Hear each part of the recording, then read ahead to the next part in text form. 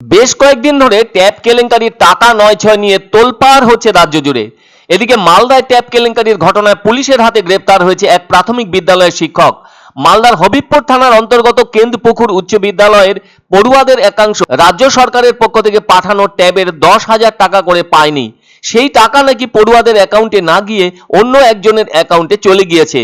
এ কেমন ভৌতিক কাণ্ড, যার ফলে সাইবার থানার পুলিশের পক্ষ থেকে তদন্ত শুরু করা হয় অভিযোগের ভিত্তিতে। শেষটায় হবিবপুর থানার পুলিশের হাতে ধরা পড়ে যায় কোচবিহার জেলার দিনহাটা থানার অন্তর্গত এক প্রাথমিক বিদ্যালয়ের শিক্ষক মনোজিৎ বর্মন। ইনি দিনহাটা সিতাইমারি স্টেট প্লান্ট প্রাইমারি স্কুলের শিক্ষক। অভিযুক্ত শিক্ষকের বাড়ি দিনহাটা থানার অন্তর্গত মাদার লেন এলাকায়। পুলিশ সূত্রে জানা গেছে, অভিযুক্ত মনোজিৎ বর্মনের প্রায় 20টি ব্যাংক অ্যাকাউন্ট আছে, সেগুলো আবার বিভিন্ন ব্যাংকে। তার মধ্যে 8টি অ্যাকাউন্টে ট্যাপ কাণ্ডের টাকা লেনদেন করা হয় বলে পুলিশ মারফত জানতে পারা গেছে। এছাড়া অভিযুক্তের দাদা ও বউয়ের অ্যাকাউন্টেও টাকা লেনদেন করা হয় বলেও জানা গিয়েছে। হবিবপুর থানার পক্ষ থেকে অভিযুক্ত দিনহাটার শিক্ষক মনোজিৎ বর্মনকে গ্রেপ্তার করে নিয়ে এসে প্রথমে তাকে মেডিকেল চেকআপ করিয়ে নেওয়া হয়। তারপর মালদা জেলা আদালতে পাঠিয়ে তাকে 10 দিনের রিমান্ডে নেওয়ার আবেদন জানানো হবে বলে জানা গিয়েছে।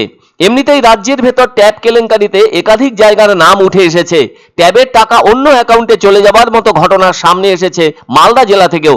আবার এ ব্যাপারে বেশ কয়েকজনকে গ্রেপ্তারও করা হয়েছে। আর এই ট্যাব কেলেঙ্কারিতে প্রকাশ হলো দিনহাটা যোগ। গ্রেপ্তার হন 30 বছর বয়সী প্রাথমিক বিদ্যালয়ের শিক্ষক মনোজিৎ বর্মন। তবে তাকে গ্রেপ্তার করেছে মালদা জেলা পুলিশের স্পেশাল ইনভেস্টিগেশন টিম। ফলে ওই সিট সূত্রেই খবর, এক পড়ুয়ার টাকা চলে যায় মনোজিৎ বর্মনের অ্যাকাউন্টে।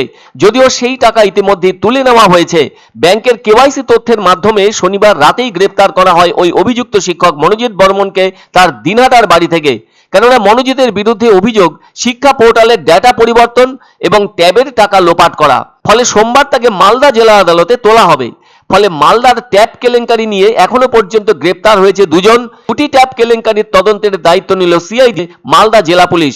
অন্যদিকে পূর্ব বর্ধমানে ট্যাব কেলেঙ্কারির ব্যাপারে গ্রেপ্তার হয়েছে 5 জন, আর পূর্ব মেদিনীপুর কাণ্ডে গ্রেপ্তার হয়েছে 1 জন।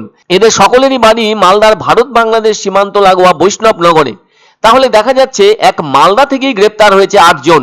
ট্যাব কাণ্ডে পূর্ব বর্ধমান জেলার পুলিশ গত বৃহস্পতিবার রাতে মালদার বৈষ্ণবনগরের চক শেহেরদি গ্রাম থেকে সুব্রত বসাক নামে এক যুবককে গ্রেপ্তার করেছে। প্রাথমিকভাবে জানা গেছে, ওই যুবক একটি রাষ্ট্রায়ত্ত ব্যাংকের গ্রাহক পরিষেবা কেন্দ্রের কর্মী। অভিযুক্তের বাড়ি থেকে ল্যাপটপ এবং বেশ কিছু নথি বাজেয়াপ্ত করা হয়েছে। রাজ্যে কমপক্ষে 15টি জেলা জড়িয়েছে ট্যাব কাণ্ডের ব্যাপারে। এক অন্য অনুভূতির স্পর্শ পাওয়া যায় রয়কো ব্র্যান্ডের গেঞ্জি ও জাঙ্গিয়ায়। তাই ছোট বড় সবার পছন্দ রয়কো গেঞ্জি ও জাঙ্গিয়া। প্রস্তুতকারক জয়মনি হোশিয়ারি, কলকাতা। আনন্দ সংবাদ, আনন্দ সংবাদ। 30 বছরের নির্ভরযোগ্য প্রতিষ্ঠান ইন্দ্রমণি রাইস মিল। আমাদের কয়েকটি জনপ্রিয় ব্র্যান্ড হলো তাজ, বরলি, খুশি ইত্যাদি। আমাদের factory outlet CG trading company, Dinbazar, axis ব্যাংকের পাশে, জলপাইগুড়ি। এখানে সুলভ মূল্যে গুণগত মানের সব ধরনের চাল পাওয়া যায়।